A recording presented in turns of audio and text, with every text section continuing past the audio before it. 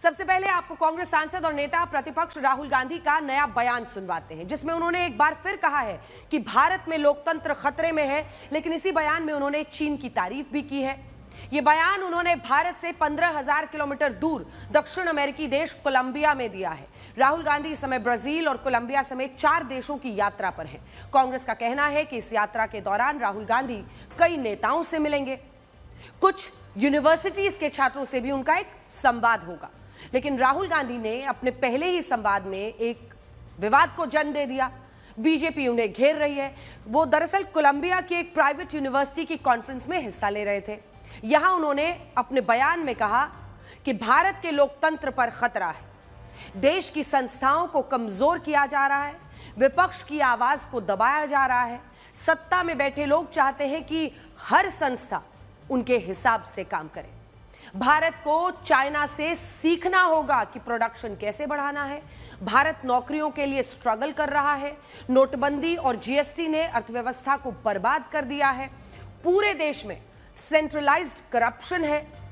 सरकार कुछ लोगों के हाथ में पूरी अर्थव्यवस्था सौंप देना चाहती है। अब इस बयान को लेकर बीजेपी राहुल गांधी पर हमलावर है।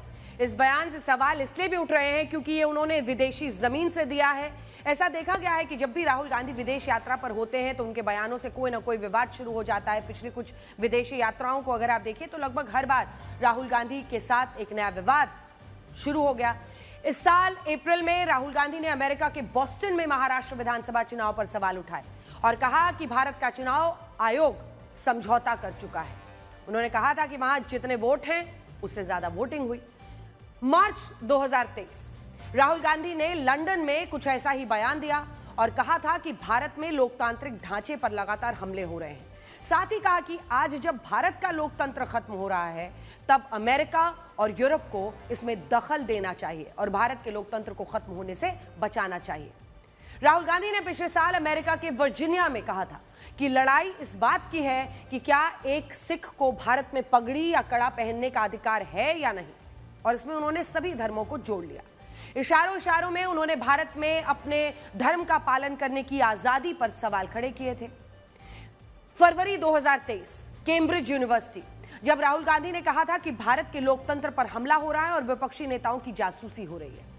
मई 2022 उन्होंने लंदन में भारत के राष्ट्र होने पर ही सवाल खड़े करते हुए कहा था कि भारत एक नेशन ना होकर यूनियन ऑफ स्टेट्स यानी राज्यों का संघ है।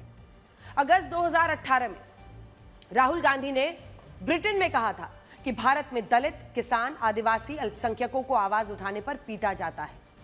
इससे पहले मार्च 2018 जब उन्होंने सिंगापुर में कहा था कि देश में डर का माहौल है, विविधता की आजादी खतरे में है। इससे पहले सितंबर 2017 यूनिवर्सिटी ऑफ कैलिफोर्निया में उन्होंने कहा था कि दलित और मुसलमान होने की वजह से लोगों की पीट कर हत्या की जा रही है, देश में बांटने की राजनीति हो रही है। विदेशों में राहुल गांधी के इस तरह के बयानों की एक बहुत लंबी लिस्ट है, लेकिन बड़ी बात यह है कि उनके ऐसे बयानों के बाद भी इसी लोकतंत्र ने उनकी पार्टी को लगातार तीसरी बार सत्ता से बाहर रखा और इसी लोकतंत्र ने उन्हें चुनकर संसद भेजा और आज वो नेता प्रतिपक्ष की भूमिका है। राहुल गांधी सब कुछ बेबुनियाद, बेशरम भरी बातें करते हैं भारत के खिलाफ, भारत में, और विदेश में कहते हैं कि भारत में बोलने की आजादी नहीं है।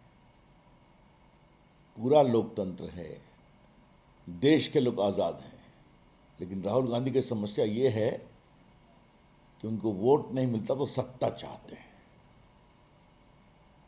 और अगर विदेश में जाके भारत को अपमानित करिएगा तो जो भी सीट मिली है जनता वो भी नहीं जिताएगी आपको, जान लीजिए आप। उनका ये एक आदत हो गई है कि विदेश में जाकर के देश की जो संवैधानिक संस्थाएं हैं उनको बदनाम करना। ये देश के नागरिक कतई पसंद नहीं करते हैं, लेकिन उनकी आदत हो गई है जिसकी हम घोर निंदा करते हैं। ये जानते हैं सब कि वो देश को हर जगह बदनाम करने का, देश की निंदा करने के लिए, देश की आलोचना, मैं ये सरकार की नहीं कह रही, देश की निंदा। अगर वो कह रहे हैं कि लोग यहाँ पे झगड़ालू हैं, लोग यहाँ पे जो हैं वो ईमानदार नहीं हैं, जो भारत के लोग हैं वो उनको पता नहीं है अपने हमारे लिए क्या अच्छा, वो वोट जो देते हैं उनका दिमाग काम नहीं करता, तो इसलिए जो है किसी और को आके यहाँ पे डेमोक्रेसी बचानी चाहिए।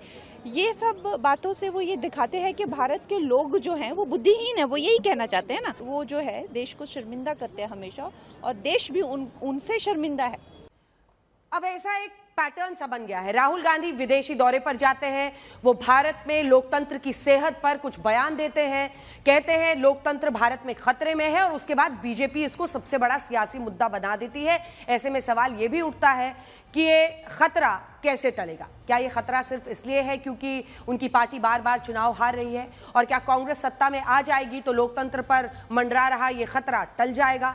आज राहुल गांधी भारत के जिस लोकतंत्र को कोस रहे हैं, खतरे में बता रहे हैं, उसी लोकतंत्र में वो नेता प्रतिपक्ष के पद पर आसीन है, और जिस सरकार को वो कोस रहे हैं उस सरकार को लोकतांत्रिक प्रक्रिया के तहत इस देश की जनता ने एक बार नहीं बल्कि लगातार तीसरी बार चुना है।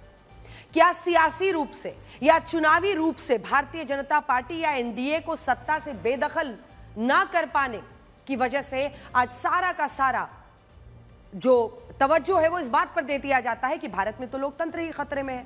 इसी लोकतंत्र में उनकी पार्टी को 2024 के लोकसभा चुनाव में 99 सीट दी, उसे वो अपनी नैतिक जीत बताते हैं, लेकिन वो हर बार भारत के लोकतंत्र को खतरे में बता रहे हैं, जबकि हकीकत यह है कि इस समय एशिया ही नहीं बल्कि पूरी दुनिया में भारत का लोकतंत्र सबसे मजबूत लोकतंत्र बनकर उभरा है। अगर हम केवल भारत के पड़ोसी देशों की बात करें, पाकिस्तान, गृह युद्ध के हालात बन रहे हैं, जहां यह स्पष्ट नहीं है कि वहां सरकार शहबाज शरीफ चलाते हैं या सेना प्रमुख आसिम मुनीर चलाता है।